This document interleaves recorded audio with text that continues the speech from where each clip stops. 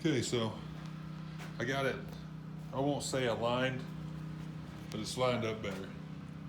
So the driver's side's not towing in like it was, and it drove nicer, although the steering box is still worn. That's just normal. 230,000 miles is gonna happen. So that part's good. I'm about to head to work for the night, but everything's looking pretty good. Got one little thing, still on a budget. And if you guys look around, I want to tell you something. If you look around enough and have patience, you can get what you need. So these two front tires are good on this thing. Not an issue there. But the spare was on it when I got it. I don't know how well you can see that. That is complete dry rot.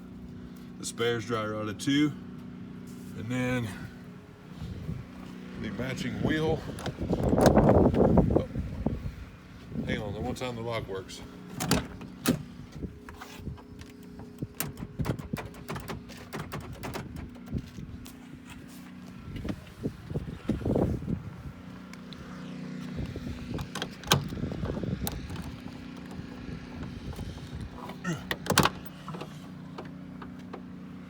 Here's the other with the matching wheel. I mean, that is just terrible. So obviously I can't be on the highway or anything with these. I've ran it just here in town because I haven't done much with it. But I came across these, Facebook Marketplace.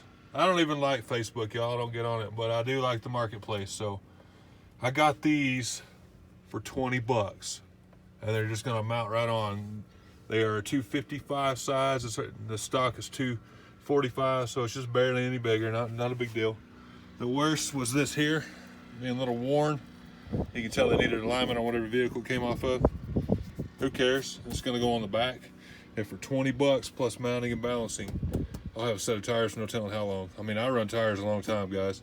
As long as they're not unsafe, I can run them a long time. So keep that in mind when you're on a budget. I'm gonna have a tally on all this to show you guys what I've got and what I'm doing with it and how much it costs. And you can all do it too. I mean, a real budget, not where someone tells you it's a budget and ends up spending 10 grand. So this is gonna be a real deal.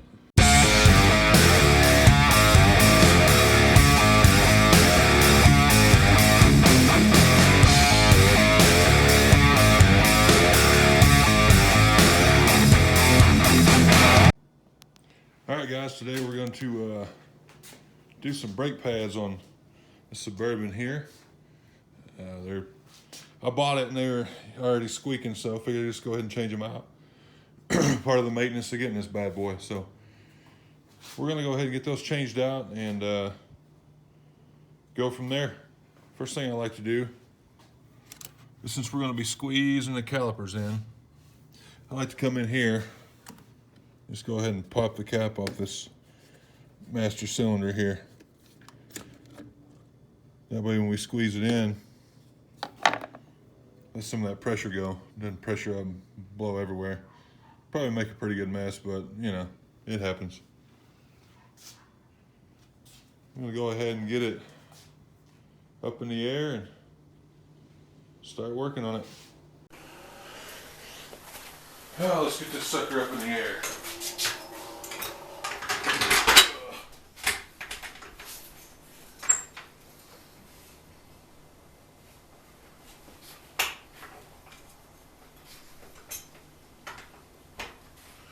Perfection.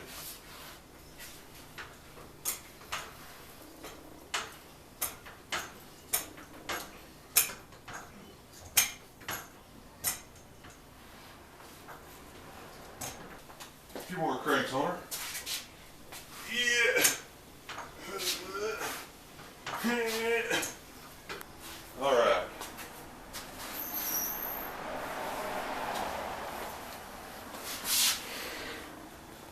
I don't know if y'all heard that already, but check this out. This is how worn out they are, so you can hear that squeak.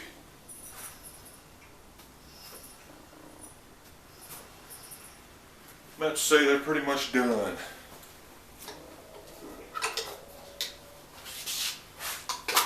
Alright. If you don't already have one of these impact devices here, I highly recommend one. Much better than air tools.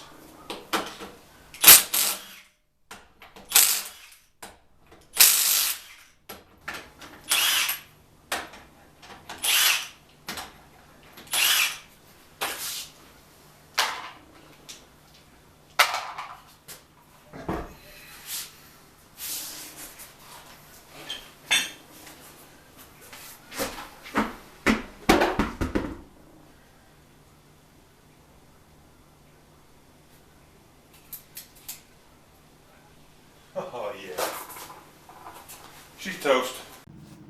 Okay, so get you in on this here. First off, look how it was starting to scrape into here. Feel a little bit of groove. Not bad. They've been turned before, so if I'm gonna, yeah, I can feel they've been turned down. If I'm gonna do anything else with them, I'd just get some new rotors. Not doing that right now, just gonna run with it. Then, if you can look right in here, it's not a very good picture, but there should be a hell of a lot more pad than that. So it's been rubbing on the dust shield this whole time. So what we're gonna do, go ahead and bust this bad boy off, and then pull these pads out, and I'll compare them with the new ones, show you how effed up they are.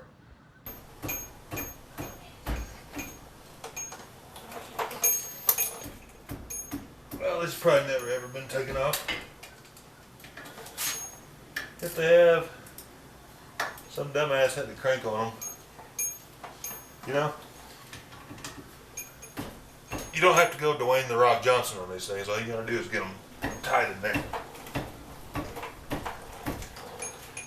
Alright, get her loose. What you do is you slide those suckers back. You pull this bad boy off. Most of the time, it's gonna fight you. That's just how it is. Then come in here with this pry bar device.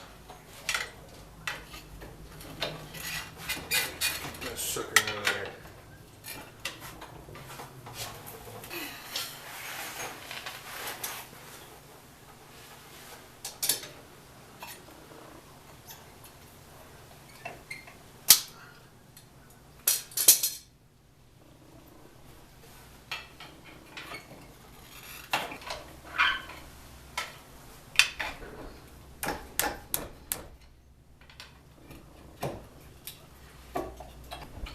Should never be this hard, guys, but of course it is. All right, made some headway finally.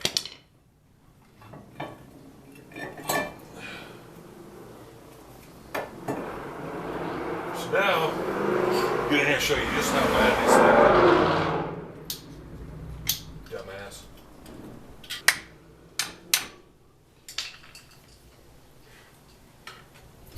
That idiot going by with that car in the neighborhood reminds me, if you're going to have a vehicle you consider fast or cool, or you put exhaust on it or whatever, put the right exhaust on there. That sounded like absolute horse piss. Yep. These were done. So, good thing we got some good ones here.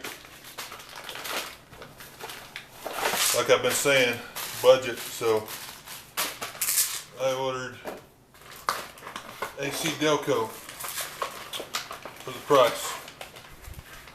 Got this whole set here for $25. AC Delco direct fit.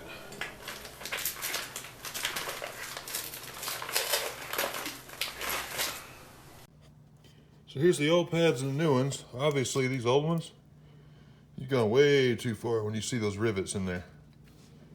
You look how there's nothing left on that pad. And look at the new ones. Look how thick that is. So when you hear these suckers are squeaking, get them changed or you're gonna be doing rotors and everything. All right, so next thing we do, remember I pulled off the master cylinder cap. And here's why. What I'll do is take the oil pad,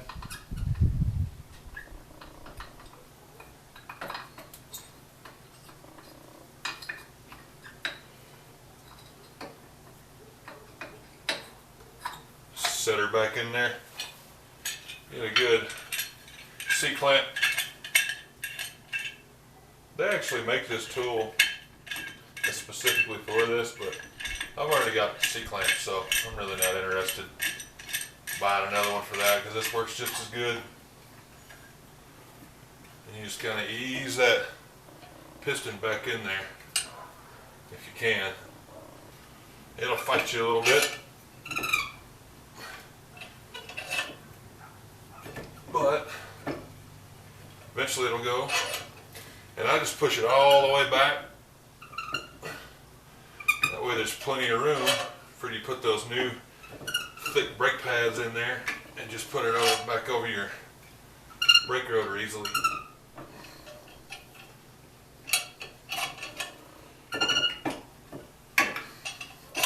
That way, a lot less fighting. Stuff always wants to fight you. So be prepared.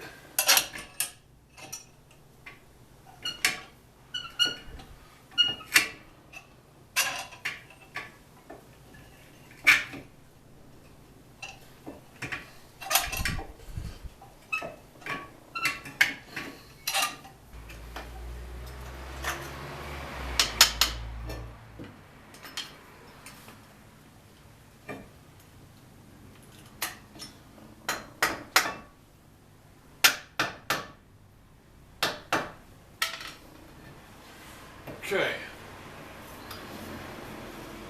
now that she's all back together, just do the reverse. Just suck her back down in there.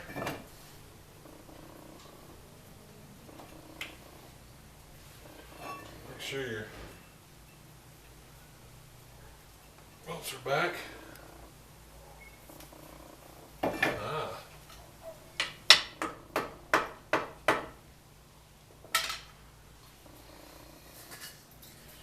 Here's where some of that PB blaster comes in handy again. Don't know how much to use? Well, there's really no limit.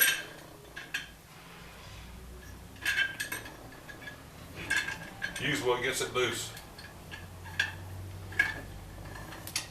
That thing is just being a bitch.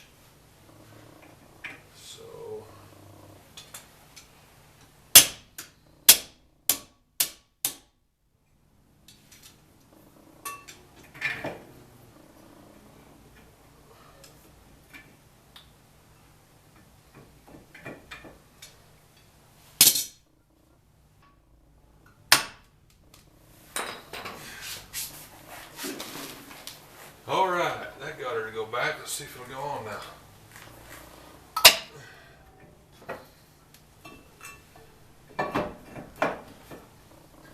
That's what they need.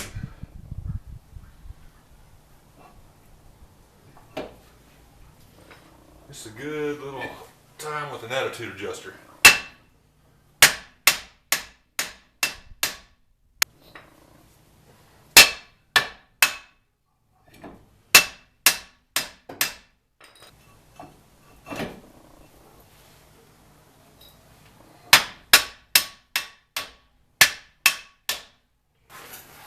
Now you run your bolts back in that bad boy. Get it lined up.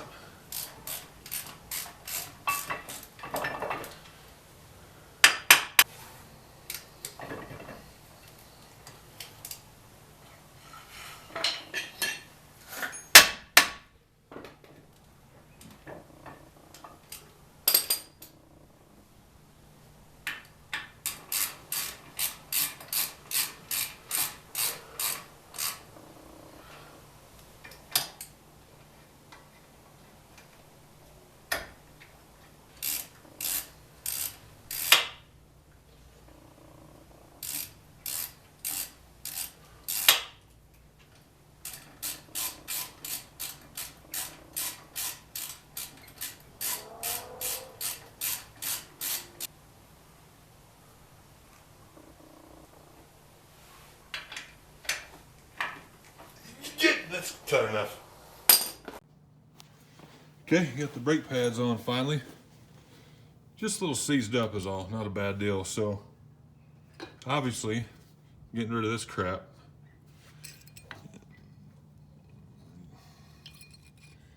Compared to that pad thickness there, that's pretty substantial. So of course when these things wear down, they start squeaking. That's what they do. It tells you they're wore down if you haven't looked. So if yours are squeaking, go ahead and get those changed out. Now, since we've got the wheel and stuff off, you can see, you look in here, this looks like hammered shit on a white duck. So we're gonna go ahead and get some frame restoration in a can. Well, this is actually an old wheel coating I had for a different project. So as you've noticed in all my videos, I like to use what I already have before I go buy more. So we're just gonna go ahead and get some of this in there.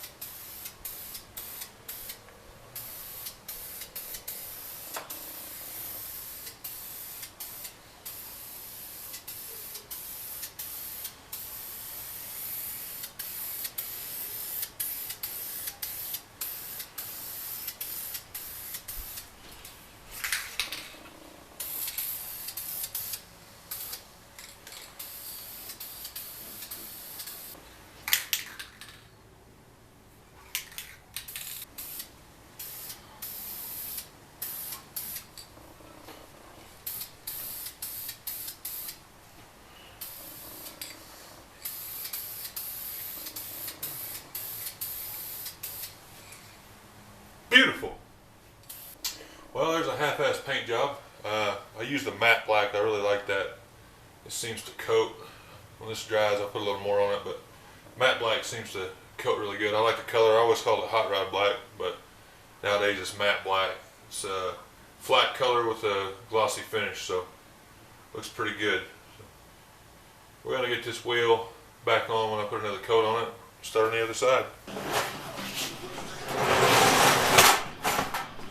All right, we got the brake pads on. I just take it out and get it used to pumping and driving again.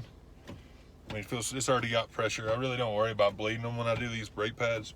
I don't really need to worry about it. It kind of self-bleeds itself. So when you do this, just take them out, run down the road a little bit, get on the brakes a few times, see how it feels, and you'll know. All right. So that's going to do it for this episode of Hard Rock Garage. When it's all said and done, it's going to be a good budget build for you. You're going to believe that you can do it on a budget. So, like I said, I know I've been filming some of this off and on for a while, so I don't really remember everything I said. I'll try to get it into editing, but someone tells you budget, it should be a budget. You know, I've seen people, not necessarily these Suburbans, but say, I'm going to do a budget build, you can do it too, blah, blah, blah. And then before you know it, they're adding $1,500 lift kits and $3,000 worth of tires, and they're swapping motors and all that. And they got 20 grand in an old $3,000 vehicle, and that's not a budget to me. That I can do anything with. I can go down the highway with it easily. I can take long trips in it. I can haul my kids and my wife with me. throw some buddies in there. We can take it off the road. I can go pull some old cars out of weeds and farms and stuff like that. Budget number is going to be $2,500. That's buying it, tagging it, getting it registered, changing all these parts out that it needs, all the maintenance and everything, getting it down the road and running. $2,500 or less. I'm going to do my damnedest to stick to it. So when it's all said and done, I'm going to give you guys a tally, and we'll see how good it is. So stay tuned for them. Appreciate you watching. For the rest of you that are actually watching me, go ahead and click subscribe on the bottom. Like the videos. There's going to be more to come. Budget bills just to get me started.